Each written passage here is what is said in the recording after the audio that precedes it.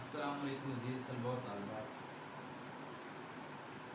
Chemistry 10th का एक बहुत ही अहम टॉपिक है microscopic characteristics of dynamic equilibrium. यह हम इस हवाले से है कि पेपर में ये कई बार आ चुका है, बाज़ दफ़ा ऐसा भी हो चुका है कि ये एक ही साल के ग्रुप 1 में भी आया है और ग्रुप 2 में भी आया है और ये लॉन्ग क्वेश्चन के तौर पर आता है। तो बच्चों को मुश्किल लगता है जब उनका साल का अख्ताम होता है, जबकि वो सारे चैप्टर्स पढ़ चुके होते हैं, ये सवाल भी कर चुके होते हैं। ये उनको सवाल तब भी अक्सर बच्चों को भुला होता है और दोबारा से समझने की ज़रूरत होती है। जिन्होंने पहले नहीं समझा होता तो उसको भी समझने की ज़रूरत है। तो हम इसी सवाल को समझेंगे कि ये क्या है। डायनामिक इक्विलिब्रियम क्या होता है? डायनामिक इक्विलिब्रियम एक ऐसी स्टेट है कि जब जो रिएक्शन फॉरवर्ड जितना उसका रेट है उसके इक्वल ही रिवर्स रिएक्शन का रेट हो जाए तो हम इस स्टेट को बोलते हैं dynamic equilibrium state. Dynamic equilibrium state के लिए ज़रूरी है कि फॉरवर्ड रिएक्शन भी हो रहा हो और रिवर्स रिएक्शन भी हो रहा हो, तभी उनके रेट बराबर होंगे। तो तब डायनेमिक इक्विलिब्रियम स्टेट अचीव होगी, तभी वो डायनेमिक इक्विलिब्रियम स्टेट बनेगी। उसके लिए फॉरवर्ड रिएक्शन जो कि राइट की तरफ एरो से जाहिर हो रहा है और रिवर्स रिएक्शन जो कि बैकवर्ड एरो से शो हो रहा है, ये दोनों रिएक्शन अकर करने ज़रूरी है, तभी डायनेमिक इक्विलिब्रियम आएगी। तो ये सिर्फ क्लोज सिस्टम में मुमकिन है, ओपन सिस्टम में मुमकिन ये नहीं है। ओपन सिस्टम की मिसाल कैसी है? इसकी मिसाल एक ऐसी है कि एक हमारे पास फ्लास्क है जिसका मुंह खुला हुआ, ऊपर से खुला हुआ है, और वो फ्लास्क के अंदर कैल्शियम कार्बोनेट डला हुआ है। कैल्शियम कार्बोनेट को जब हम हीट अप करते हैं तो कैल्शियम कार्बोनेट डीकम्पोज हो जाता है और ये डीकम्पोज होके कार्बन डाइऑक्साइड और कैल्शियम ऑक्साइड में बदल जाता है। अब कैल्शियम ऑक्साइड तो ये चूना है, ये तो पाउडर होता है, ठोस होता है, सॉलिड होता है, जबकि कार्बन डाइऑक्साइड गैस है। तो जब इसको हीट अप करेंगे तो कैल्शियम ऑक्साइड तो चूंकि सॉलिड है तो वो इस फ्लास्क के अंदर रह जाएगा, जबकि कार्बन डाइऑक्साइड गैस है तो वो उड़ जाएगी। जब वो उड़ जाएगी तो वापस वो कैल्शियम ऑक्साइड के साथ मिलने का उसका चांस ख़त्म हो जाएगा। तो अब वो वापस तो इससे मिलेगी नहीं, इस वजह से रिवर्स का रिएक्शन होगा ही नहीं। तो इसका मतलब कि फॉरवर्ड रिएक्शन तो हुआ लेकिन रिवर्स रिएक्शन अब नहीं होगा, ये रिएक्शन यहीं पे कंप्लीट हो जाएगा। ये इरिवर्सिबल रिएक्शन है और ये ओपन सिस्टम के अंदर इरिवर्सिबल रिएक्शन होता है। तो ऐसी सूरत में ये इरिवर्सिबल रिएक्शन की सूरत में डायनेमिक इक्विलिब्रियम अचीव नहीं किया जा सकता। अगर क्लोज सिस्टम की बात करें, अगर इसी के ऊपर कॉर्क लगा दिया, फिर इसको कैल्शियम कार्बोनेट को हीट किया तो ये डीकम्पोज हो गया into calcium oxide and carbon dioxide. लेकिन यहाँ पे फ़र्क क्या है कि यहाँ पे कार्बन डाइऑक्साइड ऊपर उड़ नहीं सकी क्योंकि ये क्लोज सिस्टम है। तो इससे ये अब हमारे पास जो फाइनल मिक्सचर मौजूद है यहाँ पे, इसमें तीनों चीज़ें मौजूद हैं हमारे पास। जो प्रोडक्ट में बनी है वो कैल्शियम ऑक्साइड भी मौजूद है, कार्बन डाइऑक्साइड भी मौजूद है, और अभी कुछ कैल्शियम कार्बोनेट बाकी है जो अभी डीकम्पोज नहीं हुआ। ये कुछ वक्त के बाद रिएक्शन मिक्सचर के अंदर, ये वही फ्लास्क है जिसके अंदर पहले 100% कैल्शियम कार्बोनेट था, लेकिन अब उसी के अंदर कुछ मिकदार कार्बन डाइऑक्साइड की पैदा हो गई है और कुछ कैल्शियम ऑक्साइड की। अब थोड़ी देर के बाद इसी फ्लास्क के अंदर ये तीन चीज़ें प्रोड्यूस होगी, carbon dioxide, calcium oxide and calcium carbonate तो पहले से था। कैल्शियम कार्बोनेट डीकम्पोज होकर कार्बन डाइऑक्साइड और कैल्शियम ऑक्साइड में बदली जा रहा है, जबकि कार्बन डाइऑक्साइड चूंकि उड़ नहीं पा रही वो वापस में कैल्शियम ऑक्साइड के साथ मिलकर कैल्शियम कार्बोनेट बना रही है। तो कैल्शियम कार्बोनेट का कैल्शियम ऑक्साइड और कार्बन डाइऑक्साइड में बदलना ये फॉरवर्ड रिएक्शन है, जबकि कैल्शियम ऑक्साइड और कार्बन डाइऑक्साइड का वापस में कैल्शियम कार्बोनेट में बदलना ये रिवर्स रिएक्शन है। जब इन दोनों के रेट बराबर हो गए तो ये डायनेमिक इक्विलिब्रियम आ गया। तो इसका मतलब है कि डायनेमिक इक्विलिब्रियम तभी मुमकिन है जब सिस्टम क्लोज होगा, क्योंकि जब सिस्टम क्लोज होगा तभी जो है वो एक रिएक्टेंट वो उसमें से फ्लाई नहीं कर पाएगा, और तभी वो सारे रिएक्टेंट्स और प्रोडक्ट्स एक मिक्सचर में मौजूद रहेंगे, और तभी मुमकिन है कि वापस में जो प्रोडक्ट्स है वो रिएक्टेंट्स में बदलेंगे। लेकिन अगर बीच में से निकालते जाएंगे तो वो इक्विलिब्रियम अचीव नहीं होगा। फिर अगर वो सारी कार्बन डाइऑक्साइड निकल जाती है तो इस तरह से वो स्टैटिक इक्विलिब्रियम आ जाएगा, वो डायनेमिक इक्विलिब्रियम नहीं आएगा। तो ये पहली उसकी थी प्रॉपर्टी, कैरेक्टरिस्टिक कि जो डायनेमिक इक्विलिब्रियम है वो क्लोज सिस्टम में ही हासिल किया जा सकता है। तो ये हमने देख लिया कि ओपन सिस्टम में हासिल नहीं किया जा सकता, it is attainable only in close system. दूसरा है reaction not stop. Dynamic equilibrium की सूरत में रिएक्शन कभी नहीं रुकता, फॉरवर्ड रिएक्शन भी होता रहता है और रिवर्स रिएक्शन भी होता रहता है, जारी रहता है। अगर रिएक्शन के शुरू की बात करें तो शुरू में सारी कैल्शियम कार्बोनेट थी और इसमें कार्बन डाइऑक्साइड और कैल्शियम ऑक्साइड जरा भी नहीं थी, यानी इसमें प्रोडक्ट्स तो बिल्कुल नहीं थी, सारी की सारी रिएक्टेंट थी। तो इसमें ऑल रिएक्टेंट्स थे यानी कैल्शियम कार्बोनेट, जबकि प्रोडक्ट इसमें शुरू में 0 थी। अगर देखा जाए तो अब डीकम्पोजिशन का रिएक्शन हो रहा है, यानी ये कैल्शियम कार्बोनेट जो कि यही इसमें मौजूद है ये सारा डीकम्पोज हो रहा है। तो इसके डीकम्पोजिशन का रिएक्शन जो है वो पीक पे होगा, उसका रेट ऑफ डीकम्पोजिशन वो पीक पे है। तो चूंकि ये डीकम्पोजिशन जो है ये फॉरवर्ड रिएक्शन है तो फॉरवर्ड रिएक्शन पीक पे होगा, उसका रेट जो है हाईएस्ट है। लेकिन रिवर्स रिएक्शन के लिए तो हमारे पास प्रोडक्ट होनी चाहिए, लेकिन शुरू में तो हमारे पास तो प्रोडक्ट है नहीं। तो इसका मतलब है कि जब प्रोडक्ट नहीं है तो वो रिएक्टेंट में कैसे चेंज कन्वर्ट होगी, तो वो तो प्रोडक्ट है नहीं ना, वो रिएक्टेंट में कन्वर्ट हो रही है, तो रिवर्स का जो रेट है वो 0 है। तो ये जब रिएक्शन शुरू हुआ स्टार्ट पे उसकी कंडीशन ये थी। कुछ वक्त गुजरने के बाद चूंकि कैल्शियम कार्बोनेट डीकम्पोज हो रहा है, तो कैल्शियम कार्बोनेट के डीकम्पोज होने की वजह से जो अब ये डीकम्पोज हो रहा है तो इसकी मिकदार कैल्शियम कार्बोनेट की कम होती जा रही है, जबकि ये तब्दील होता जा रहा है into calcium oxide and carbon dioxide. तो यहाँ पे कैल्शियम CaCO3 ये डिक्रीज हो रहा है, जबकि CO2 और CaO जो प्रोडक्ट है ये इंक्रीज होती जा रही है। और जब ये डिक्रीज हो रहा है तो फिर जितना ज़्यादा इसका मैस मौजूद होगा उतना ही रेट ज़्यादा होगा। तो चूंकि इसका एक्टिव मैस रिड्यूस होता जाएगा तो इस जो फॉरवर्ड का रेट ऑफ रिएक्शन है वो भी कम होता जाएगा। इनके मैसेज एक्टिव मैसेज बढ़ते जाएंगे तो ये वापस रिवर्स रिएक्शन को बढ़ाते जाएंगे और रिवर्स रिएक्शन का रेट बढ़ता जाएगा कॉन्स्टेंटली। फॉरवर्ड रिएक्शन का रेट कम होता जाएगा और रिवर्स रिएक्शन का रेट बढ़ता जाएगा। एक वक्त आएगा, वो कौन सा वक्त होगा जिसे हम बोलेंगे इक्विलिब्रियम स्टेट।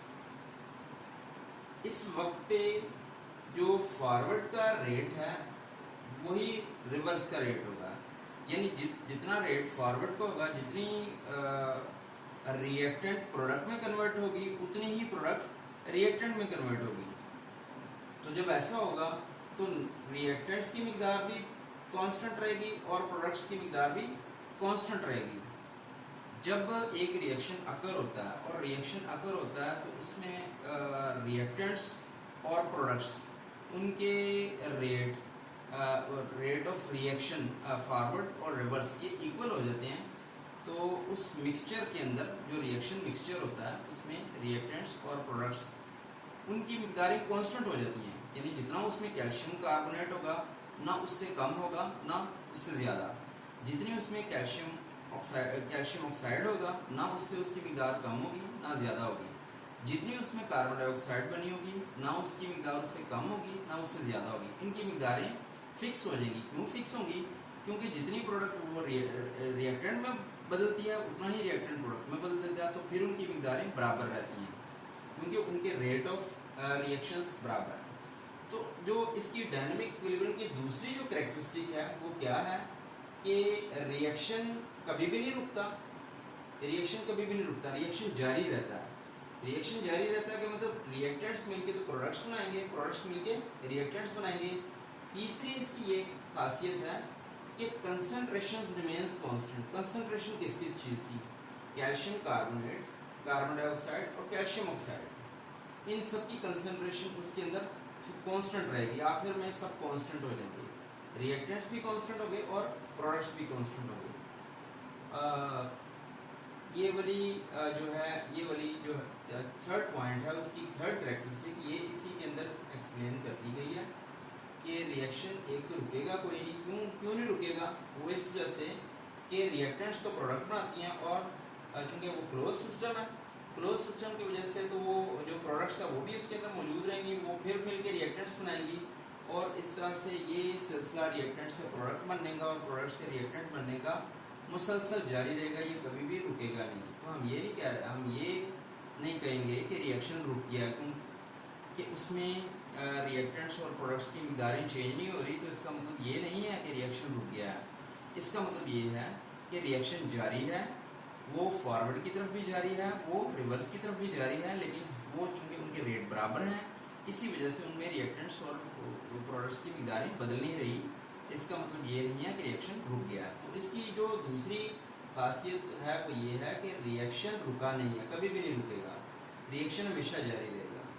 तीसरी इसकी जो खासियत है डायनेमिक इक्विलिब्रियम की वो ये है कि जो कंसंट्रेशंस हैं तमाम रिएक्टेंट्स की और तमाम प्रोडक्ट्स की ये सेम रहेंगी उसके अंदर जब इक्विलिब्रियम अचीव हो जाएगा। जब इक्विलिब्रियम अभी अचीव नहीं हुआ तो फिर मिकदारें चेंज होगी क्योंकि उनके जो फॉरवर्ड का रेट हो रहा है, रिवर्स का रेट हो रहा है, रिएक्टेंट्स तेज़ी से गिर रहे हैं जबकि जो प्रोडक्ट्स वापस उतनी तेज़ी से नहीं गिर रहे। वो प्रोडक्ट्स के बढ़ने की जो रफ्तार तेज़ है, गिरने की रफ्तार कम है।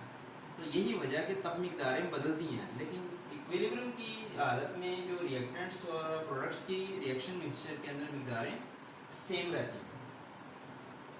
अटेनेबल फ्रॉम बोथ फेज, दोनों वेज से हासिल कर सकते हैं। फर्ज किया कि हम हाइड्रोजन और आयोडीन लेते हैं, हाइड्रोजन और आयोडीन का रिएक्शन होगा तो बनेगा हाइड्रोजन आयोडाइड। अब हाइड्रोजन, इसमें हाइड्रोजन और आयोडीन ये रिएक्टेंट्स हैं और वो बनाएंगे प्रोडक्ट।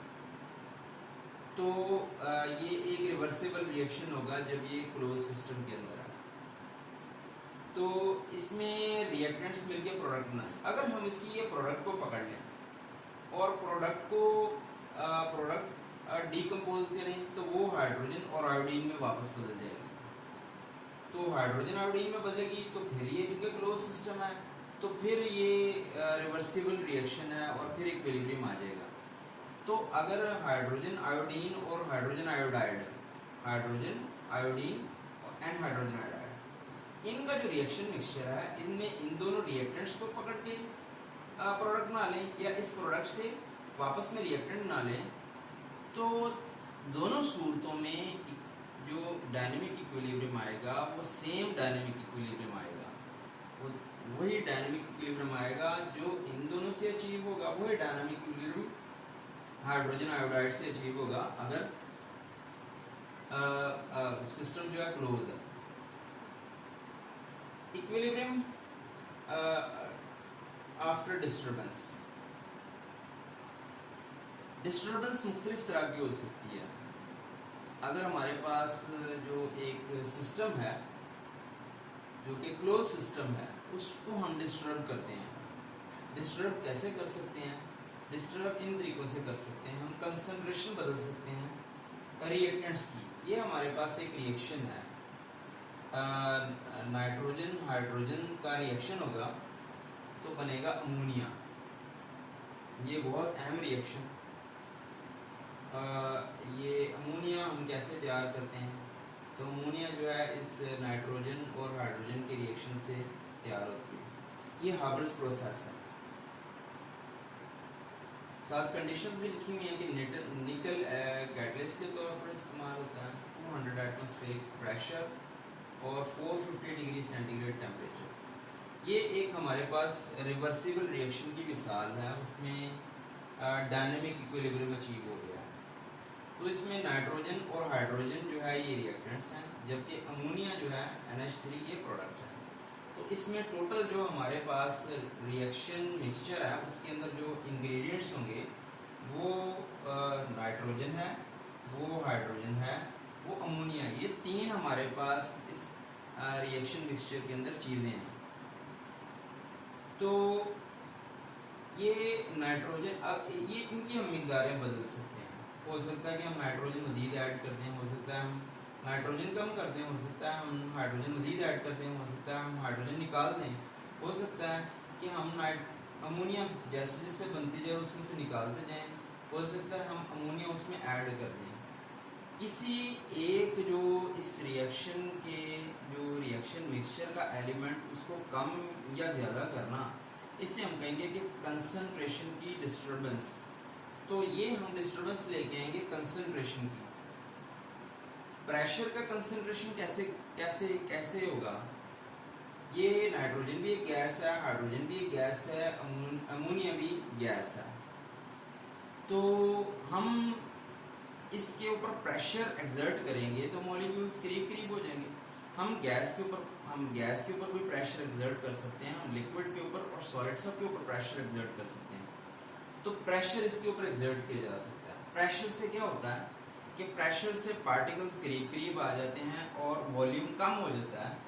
प्रेशर और volume inversely related to each other. When pressure is increased, volume is decreased, and when pressure is decreased, volume is increased. Pressure बढ़ाने से वॉल्यूम कम हो जाता है और प्रेशर कम करने से वॉल्यूम बढ़ जाता है। तो हम इस पे प्रेशर बढ़ा भी सकते हैं, हम प्रेशर कम भी कर सकते हैं। तो ये भी इसके लिए एक डिस्टर्बेंस होगी। टेम्परेचर, जब ये रिएक्शन हो रहा होगा, जिस सिस्टम के अंदर ये रिएक्शन हो रहा होगा उस सिस्टम को हम हीट भी प्रोवाइड कर सकते हैं और हम उस सिस्टम को कूल डाउन भी कर सकते हैं। तो हम उसका टेम्परेचर इंक्रीज भी कर सकते हैं, हम उसका टेम्परेचर डिक्रीज भी कर सकते हैं, हीट प्रोवाइड करके या हीट रिलीज करके। तो ये जब टेम्परेचर हम उसका इंक्रीज करेंगे तो टेम्परेचर इंक्रीज करने पे वॉल्यूम इंक्रीज होता है। हीट करने पे थिंग्स एक्सपैंड ऑन हीटिंग, वो हीट करने पे फैल जाती हैं, and things contract upon cooling, ठंडा होने पे वो सिकुड़ती हैं। तो टेम्परेचर बढ़ाएंगे तो वॉल्यूम बढ़ेगा, टेम्परेचर गिराएंगे तो वॉल्यूम गिरेगा। Volume and temperature are directly proportional to each other when pressure and number of moles are kept constant. This is Charles' law, and first one is Boyle's law. V is inversely proportional to pressure. Volume is inversely proportional to pressure when the temperature, absolute temperature, and the number of moles of gas remains constant.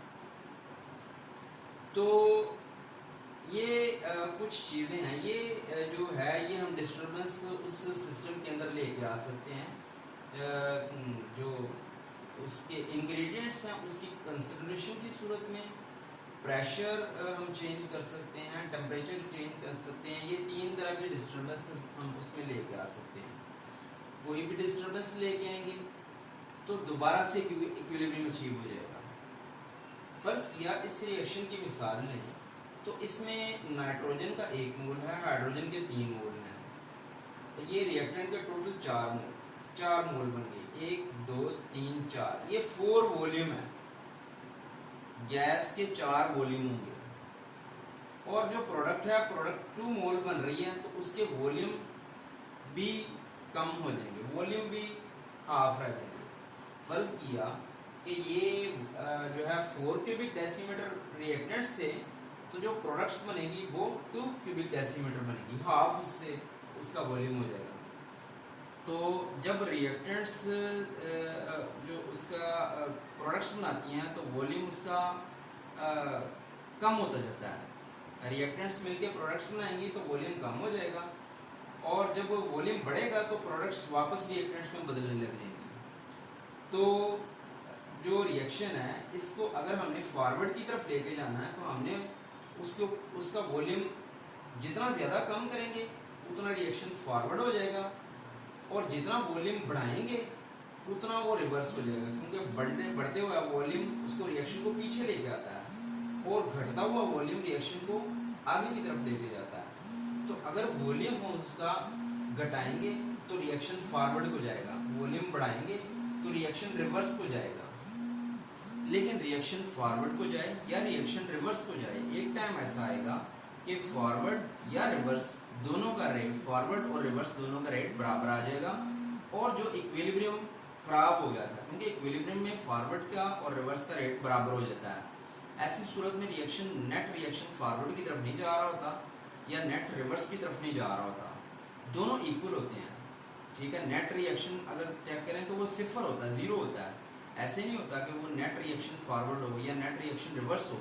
लेकिन जब हम ये volume उसका change करेंगे तो net reaction में गड़बड़ आएगी। वो अगर वॉल्यूम घटाएंगे तो फिर रिएक्शन नेट फॉरवर्ड की तरफ हो जाएगा, अगर वो इंक्रीज करेंगे तो नेट रिएक्शन रिवर्स की तरफ हो जाएगा। तो नेट रिएक्शन में चेंज आएगा, लेकिन कुछ देर के बाद, चूंकि जब वो डिस्टर्ब हुई है तो कुछ देर के बाद जब रिएक्टेंट्स की मिकदार बढ़ने लग जाएगी तो वो फॉरवर्ड रिएक्शन फिर बढ़ेगा, जब प्रोडक्ट्स की मिकदार बढ़ने लग जाएगी तो रिवर्स का रेट तेज हो जाएगा। तो एक टाइम फिर ऐसा आएगा कि जब फॉरवर्ड और रिवर्स के रेट बराबर हो जाएंगे, और इसी को बोलेंगे कि डायनेमिक इक्विलिब्रियम आगे अचीव हो गया हुआ है, तो दोबारा से डायनेमिक इक्विलिब्रियम अचीव हो जाएगा। यहाँ पे भी कुछ एक टेबल बनाया हुआ है। P से प्रेशर लिया गया है, T से टेम्परेचर, V से वॉल्यूम, RE से रिएक्टेंट्स, PR से प्रोडक्ट, और रिएक्शन किस तरह का। तो इनमें से हमने कोई चीज़ चेंज की, फर्ज किया हमने कंसंट्रेशन की पहले जिक्र कर लेते हैं। हमने नाइट्रोजन की मिकदार इसके अंदर इंक्रीज कर दी, तो कंसंट्रेशन के बढ़ाने से ये वाला वॉल्यूम जो है, नाइट्रोजन की मिकदार बढ़ाएंगे तो हमारे जो है रिएक्टेंट्स बढ़ जाएंगे। रिएक्टेंट्स के बढ़ जाने की वजह से जो है हमारे पास प्रोडक्ट्स अब कम पड़ गई है, तो अब जो है फॉरवर्ड का रिएक्शन फॉरवर्ड का होगा। इसी तरह से बाकियों की मिकदारें बदलने से भी रेट ऑफ रिएक्शन में चेंज आएगा। प्रेशर, अगर हम प्रेशर बढ़ाएंगे तो प्रेशर के बढ़ाने से इफेक्ट क्या आएगा कि वॉल्यूम प्रेशर के बढ़ाने से गिर जाएगा, वॉल्यूम गिरेगा तो रिएक्शन फॉरवर्ड का होगा, और फॉरवर्ड का जब रिएक्शन होगा तो उसके बाद वो रिएक्शन डिस्टर्ब हो जाएगा, और थोड़ी देर के बाद वो फॉरवर्ड रिवर्स बराबर होकर दोबारा से इक्विलिब्रियम स्टेट आ जाएगी। अगर टेम्परेचर गिराएंगे तो उसका फिर वही इफेक्ट है कि टेम्परेचर जितना बढ़ता है उतना वॉल्यूम भी बढ़ता है, टेम्परेचर गिरने पे वॉल्यूम भी गिर जाता है। तो टेम्परेचर गिराएंगे तो वॉल्यूम गिरेगा, और उसके गिरने से रिएक्टेंट्स कम हो जाएंगे। वॉल्यूम गिरेगा तो वॉल्यूम गिरने से क्या होगा कि ये वाला वॉल्यूम तो जब गिरता है तो